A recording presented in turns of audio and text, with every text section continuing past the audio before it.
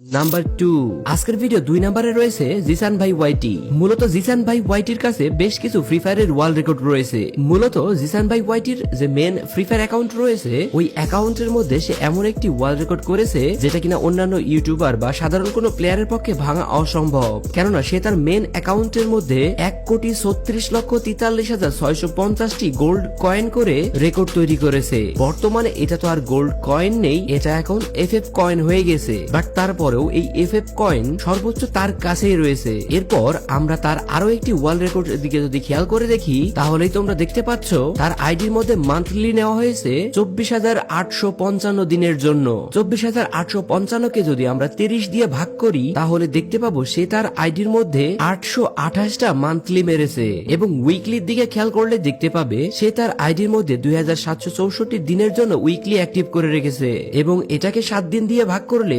394টারও বেশি উইকলি মেরে রেখেছে তার আইডির মধ্যে। এবং উইকলি লাইট অ্যাক্টিভেট করা রয়েছে 7216 দিনের জন্য। মানে সে তার আইডির মধ্যে 1030টি উইকলি লাইট মেরে রেখেছে। গাইজ, এরকম ভাবে ওয়ার্ল্ড রেকর্ড করা যায় তা শুধুমাত্র কিছু ইউনিক প্লেয়ার আর বড়লোকস প্লেয়ারের দ্বারা কল্পনা করাই সম্ভব।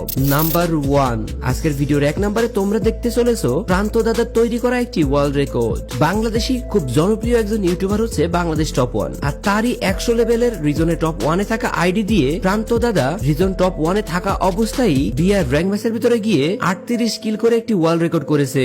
এখন তোমরা হয়তো অনেকেই বলতে পারো, ভাই একটা বিআর র্যাঙ্ক ম্যাচের ভিতরে 38টা কিল করে রেকর্ড ভাঙা তো একদম মামুলি একটা বিষয়। কিন্তু গাইজ, আবারও বলি, সে রিজন টপ 1 এ থাকা অবস্থায়, অর্থাৎ 38,000 স্কোর করে বাংলাদেশ টপ 1 এ থাকা অবস্থায় 100 লেভেলের একটা আইডি দিয়ে 38 কিল করেছে। এটা কিন্তু যে সে ব্যাপার না। তো গাইজ, এই ওয়ার্ল্ড রেকর্ড সম্পর্কে তোমরা কে আগে থেকে জানতে তা অবশ্যই কমেন্টে লিখে দেবে। ভিডিওটা কেমন লাগলো জানাইতে ভুলবে না। যদি ভালো লেগে থাকে অবশ্যই একটা লাইক করে দেবে। চ্যানেলে নতুন হয়ে থাকলে চ্যানেলটিকে সাবস্ক্রাইব করে পাশে থাকা বেল আইকনটি অন করে দেবে। তো আজকের মতো এই পর্যন্তই। কন্টেন্টের অবস্থা খুবই খারাপ। সবাই ভালো থাকবে। আল্লাহ হাফেজ।